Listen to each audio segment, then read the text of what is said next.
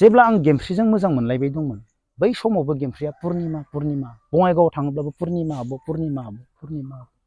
पुर्निमा हाबैनि नै पुर्निमानियाव फैदो पुर्निमाखौ लोगो मोनदो आं सिनायामोन बे मानसिखौ गेमस्रिया रिप्ले होदों बेहाय एसे नांलायबानो नोंसा नोंदाया नोंनि नोमबाजै गोदाननिखौबो हरगोन ससियेल मिडियायाव नोंथाङा जा देखायनो नागिरो बेखौसो पाब्लिकआ नुगोन नोंथाङा देखायाब्ला बेखौ नुवा आं दिनै लान्थिथा आं दिनै लान्थं मोसा आं दिनै सोरखौबा राय मागोन बे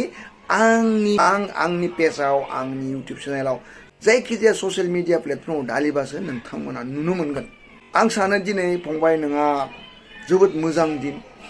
जोबोद मोजां खैनाफोर मोनदों फंबाय आंनि मथेब्ला बेफोर टपिकखौ नोंथाङा बेहाय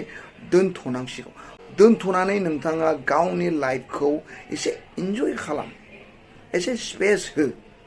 ना ससियेल मिडियायाव नोंथाङा जुदि मोनफ्रोमबो गावनि जिथु प्रब्लेमानो जा माबा मोनसे उपलब्धि माने नोंथांनि साक्सेसआनो जा नोंथांनि मोजाङानो जा बेयाव सोरबा नङा सोरबा सासे बखिग्रा थाखागोन नोंथां साननाय बायदि गासैबो जाजोबनो हाया फंबाय थ'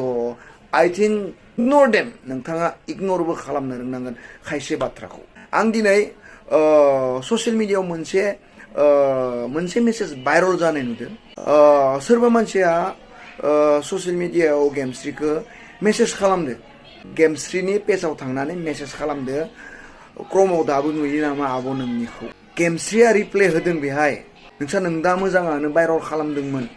नोंसा नोंदाया हाबा जाबाय नोंसा नोंदा आरो नोमबाजैनिखौबो बिहरनानै नायबानो जाबाय एसे नांलायबानो नोंसा नोंदाया नोंनि नोमबाजै गोदाननिखौबो हरगोन